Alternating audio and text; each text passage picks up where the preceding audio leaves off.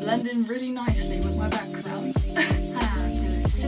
여러분, 안녕하세요. 저는 Vera입니다, and welcome back to Becoming a Polyglot. Oh, there's a little light over here.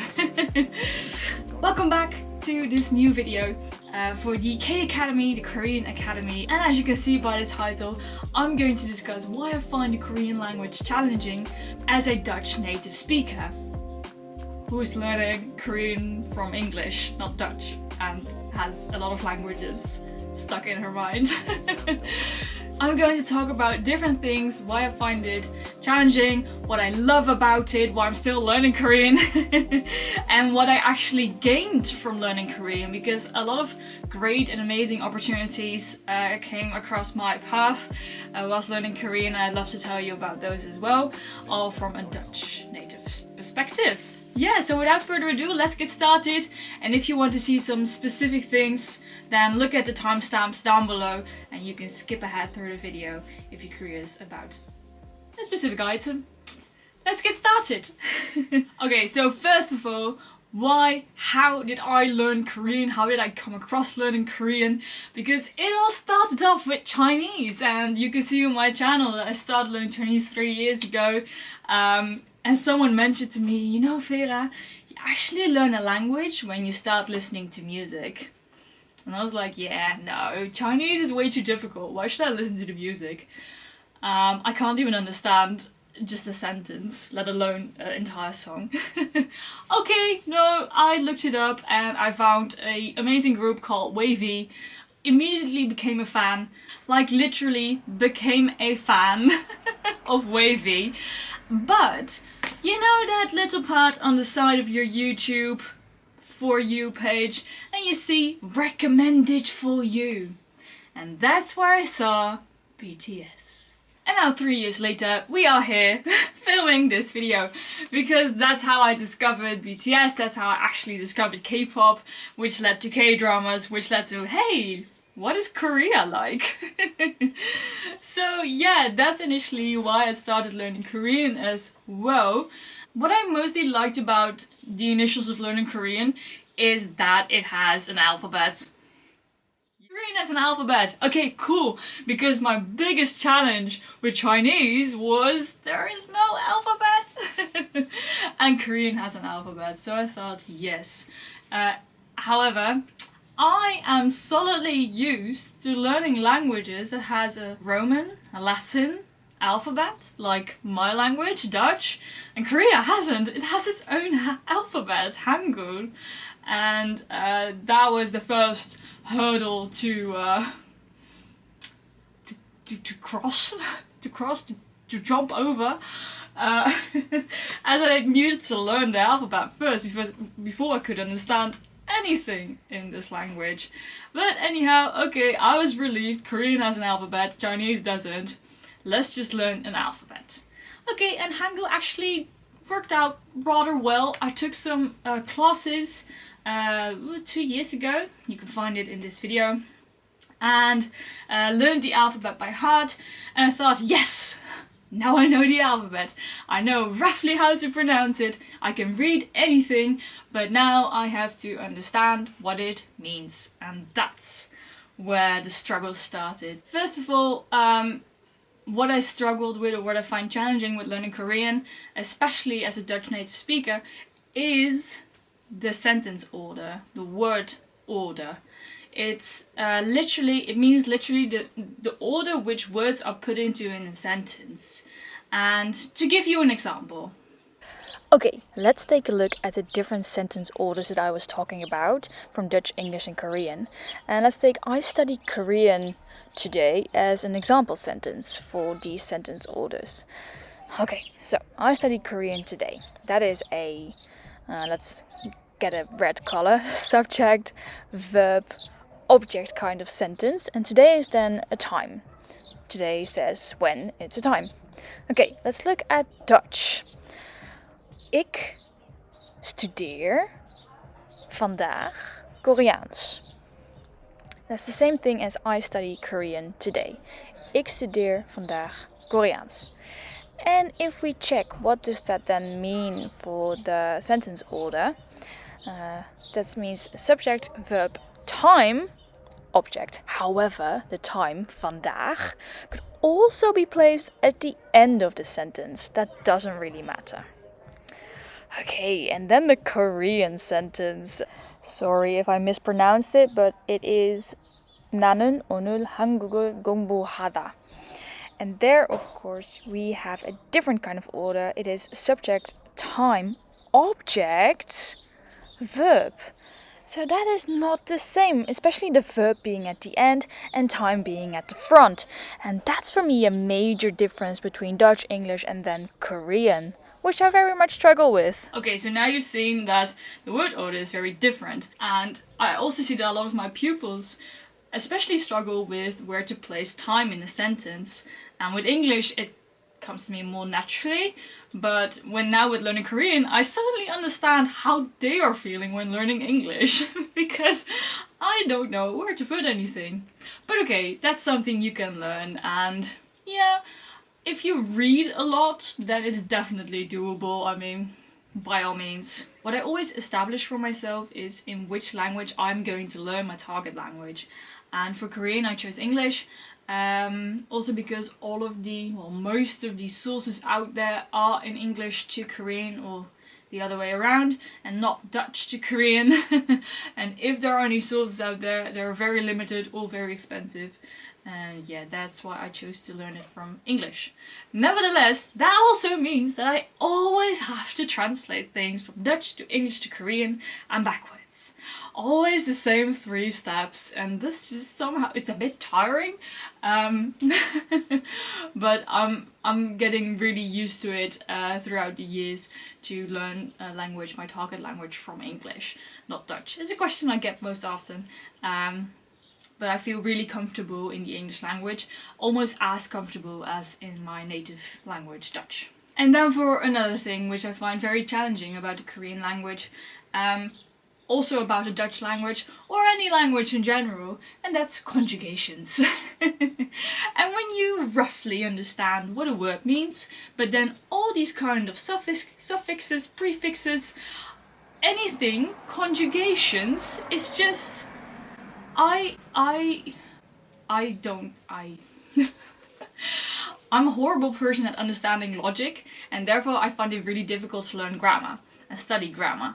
And if you're learning Korean and you're a grammar nerd, then this is the perfect language for you.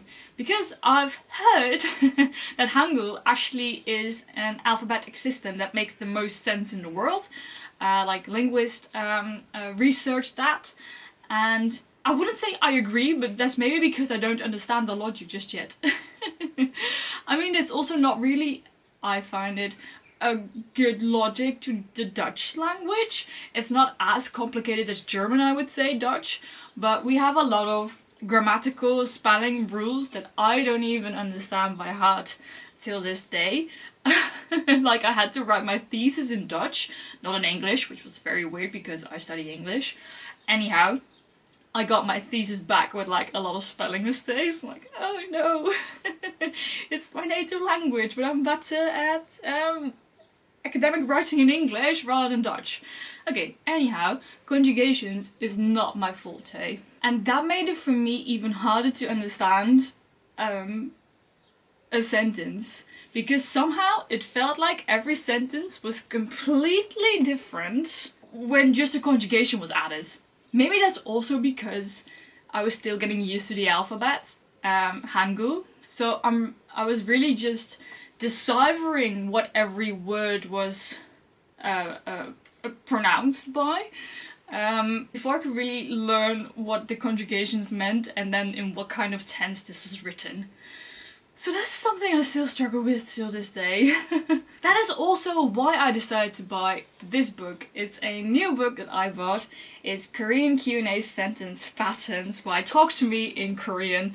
And Talk to Me in Korean is a very, very popular, I know, brand, Korean language books brand, who makes amazing content, also for free, about learning the Korean language. They have YouTube channels, they have podcasts, they have an Instagram. It's really amazing. Quizzes on their website, you can sign up for free. They also have a paid version where you get even more tests, more comprehension questions, videos, live sessions with a teacher, everything. But I found this book, I found it second-handed on Vinted here in the Netherlands, and I thought, yes, this is what I need. As you can see, this book really breaks apart sentences. This is how I learn the sentence structure the best, or the most. It is because I need to learn through context. I can't learn through reading a grammar rule and then applying it to a sentence. No, I have to know the context. I have to see a sentence, an example sentence, and then I roughly understand what we're talking about. So this book is definitely great and I highly recommend it. Maybe even the biggest difference between the Korean and Dutch language is or are the rules of formality. Starting with Dutch, we do have a formality rule. I mean, in English we just say you, and you can be formal or informal, and in Dutch we don't have that. For the word you, which means jij, you, jij, we also have a formal word, and that word is u. So we have jij and u. When I want to say thank you, dank je. When I want to say that more formally, dank u. That's the only rules of formality that we really have, the only word of formality that we really have. Of course, there are ways to say things more politely, but there aren't really specific words for it other than this a great example of u. And then we go to the rules of formality in Korean. This also makes me feel like I have to start at the very beginning, like every single time. Because then I would read a sentence, look at the translation, think, oh yeah, I've read this before, I think I know this, but then you use a completely different word because the rules of formality. So it feels like for every word I have to learn 4 other words in different contexts. I mean, I saw a funny video online of someone saying how many words you have for your uncle or your aunt depending on who it is you're talking to. I'm like, what? Okay, so I think that is the biggest difference between Korean and Dutch, and also with English, because English doesn't really have rules of formality. I mean, not at all. So I've mentioned some things why I find it challenging to learn Korean, but of course I still love learning the language, and here's why. Because I'm learning a lot of vocabulary right now in context, in sentences, I'm slowly picking up words here and there in K-dramas, even in music. Yeah, even in music when it goes by really fast. And that's just so nice. Like with every language you're learning, when you feel like, oh, I know what it says, or oh, I heard this word, I know what it means. Like that is just so wonderful. It just gives you like a confidence boost, like yay, you studied it and now you can use it. How wonderful is that? I love that part about learning a language. It always gives me like I don't know, I can give myself a pat on the back. What I also really like is actually trying to watch more advanced Korean series. Not really. I always start off with like the high school Korean shows because the vocab is more I wouldn't say it's easier, but it's more daily usage vocab. Vocab for your daily usage. Yeah, that's the sentence. When you're in high school, when you're going to school, when you're studying, etc. But lately I've been watching shows like The Glory. Oh my goodness, I finished The Glory in one go. I was ill for about 2 weeks and I finished it in one go. And oh my god, I would highly recommend that show. That is an amazing show. And also with the music, I mean, it's not a surprise that I love BTS. You see my wall over here. It's my bias along with Jungkook. I also have the Love Yourself tattoo. And yeah, I don't know. I found this language, I found the music, I found everything. after a very hard and difficult time in my life, and it just cheered me up again. And I think that's why I'm so attached to the Korean language and the BTS music. I'm not only in ARMY, I like a lot, like really a lot. Red Velvet, TXT and Hyphen. What else do I have? This is by far my favorite show in the world, Hometown Cha-Cha-Cha. But also this one. This one is so nice. Oh, I love this one. It's such a feel-good show. Both, by the way, both are such feel-good shows. You can watch them on Netflix. Definitely do it. And what I also love about learning Korean is that I've found a lot of... Well, I've made a lot of new friends through it as well. We're also learning the language. We're also K-pop fans, K-drama fans. And they're also... I don't know, they're also nice, and you feel like you immediately have a bond that other friends don't really understand through this culture and language, and I find that very special. Whenever I see an ARMY, for instance, I'm like, hey, who's your bias? And you have like an amazing conversation because they're also like obsessed, sometimes obsessed with BTS. Like, that's so nice.